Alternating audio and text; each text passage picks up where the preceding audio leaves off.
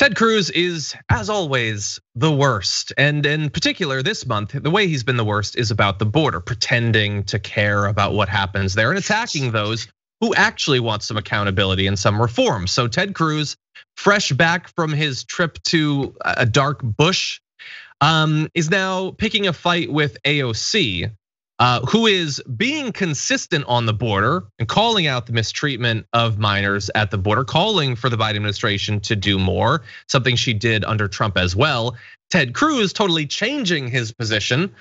Anyway, Ted Cruz said AOC explains the real Dem position: abolish ICE, full open borders, which would make the Biden border crisis even worse. She says nothing else works. Really? Last year we had the lowest illegal immigration in 45 years. This year we have the highest in 20 years. Yes, we had the lowest illegal immigration in 45 years last year. I wonder what could have influenced that internationally in terms of public health. I don't know. But AOC responded, Ted, this is pretty rich coming from someone who fled their own home and responsibilities during an environmental crisis to cross the border and seek refuge in Mexico. Also, you funded cages, expanded cages, and yet you're complaining about cages. You have no policy, just puff. Yeah. AOC sometimes just nails it. No policy, just puff. I can't imagine something that more deserves to be on his bumper sticker.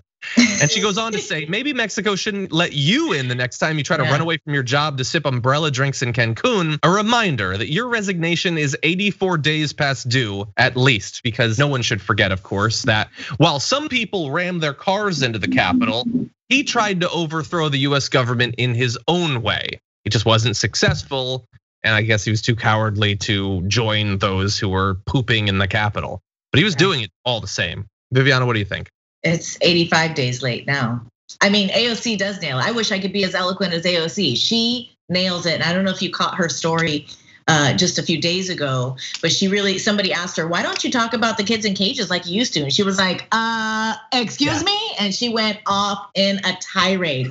Because there is a problem at the border. We do have an immigration problem, except the problem is being blamed on the victims and not the overall encompassing issue. I mean, we have 500 years of colonialism and imperialist intervention by the US. It has made a major impact. And I'm just gonna talk about Latin American countries since we're talking about the southern border, but this is globally, we're talking about Syria, we're talking about Iraq, where these refugees have come from. Nobody wants to be a refugee. They're forced to leave their homes. They're forced to go to refugee camps. And the same thing is happening in Latin America. The US has meddled in order to secure the theft and the pillaging of Latin American resources. They have done it for years. And it's all to just benefit and create an acceptable living standard for the middle class. I mean, this is what is happening. So you create instability in these countries. Where do they go? They need to go somewhere where they might have a chance. And all I hear from the right is that this immigration is a problem and there's a crisis and they're coming through. But show me where the problem is with these immigrants here in this country. Don't give me one anecdotal story of how someone killed somebody. Okay. That's one person. Is there this overreaching problem with immigrants taking welfare resources? No. Are they not paying their taxes? No, they're paying taxes too. They're creating businesses. They're creating revenue. They're building communities. Some of the most vibrant communities in countries across the country. So we need to really, and this is what AOC laid out in her story. I actually am gonna do a video for it for Rebel HQ on Facebook. So I'll make sure to send it to you, John, so you can take a look at it. Because her breakdown of what's really going on at the border, and I'm disgusted. I've been covering this since 2008. I did a story on Hutto, which is a detention center in Texas. And this has been happening since even before the Obama era. And there was a problem. The catch and release program, wasn't working great because there were people that were taking advantage of it. But we need to really look at not blaming the people taking advantage of a situation and look at why they might need to leave their countries, because nobody wants to leave their families. Nobody wants to leave their home. If you've been to Mexico, we go there to vacation. Why are they coming here? El Salvador is a beautiful country, but it has been ruined because countries have gone in there and raped it completely. The US drug war has created so much instability in Latin America. We have placed coups in place of these governments to try to get control of their resources, and we have been successful. And now Biden is saying that there's refugees that can come over from Venezuela and they can work now because this is something that we want to have control over. So we pick and choose which immigrants are okay to be here. Totally. It makes no sense. And meanwhile, we have Ted Cruz dressing up like he's in Call of Duty, getting on the river Rio Grande down there. He looks like an absolute joke. I mean, I don't know who is even voting for this guy, but they have to be embarrassed. He's done absolutely nothing, and like you said, AOC nailed it. He's Puff and nothing else. I mean, I even give more credit to Puff because I like to smoke a little once in a while. See, I was just gonna say, you're no Puff, just policy, but apparently Puff and policy. Can we have some Puff with our policy? Anyway, yeah, no, he went to the border, he talks about the situation, but what does he say? It's just Puff. Is he saying Biden needs to get these kids into appropriate conditions right now? I will not go back to DC until everyone is on an individual bed and they're being vaccinated, they're being protected. Is he doing any of that? No. In the same way that he's all Puff, no policy, his whole border thing is all feigned outrage, no humanity.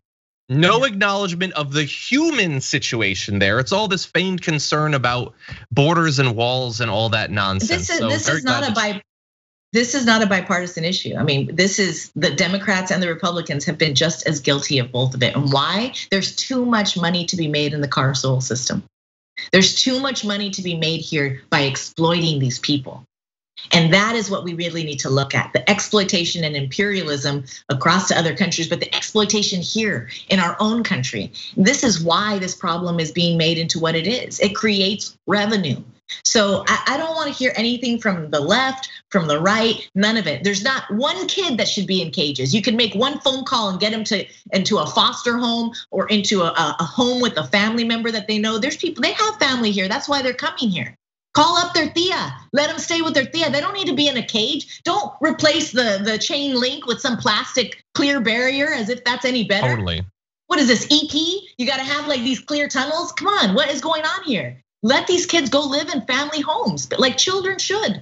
They're not gonna do anything. Anyway, I get upset. And again, it's important that we point out when politicians are being consistent, especially when, like with Ted Cruz, they're being mirrored as not being consistent. Like she at a town hall said, the conditions are barbaric and horrifying. The conditions under Biden, she's calling them barbaric and horrifying. And Biden wouldn't let people in there to see these detention centers either, just like the Trump administration. Yeah, exactly. And that is wrong.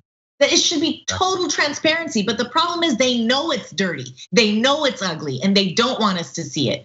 And the reason is the Biden administration, they have their pockets lined too, just the same as the Trump did. So we're talking about the swamp, yeah, it still exists. And that's the thing, we're not fans of Biden. We're not out here, yay, Biden. We're trying to get the right stuff done for this country, and it doesn't matter who's in charge. We're gonna call it out when we see it. And these psychopaths that are all fanatical about Trump, they don't have any idea of what's right and wrong. Apparently, they just want to blame things on people and not look at the real core issues here, the root of the issue. Exactly.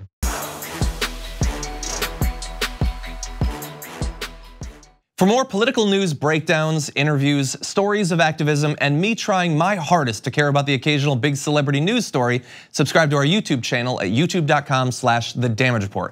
And you can ring the bell wherever it is so you don't miss anything.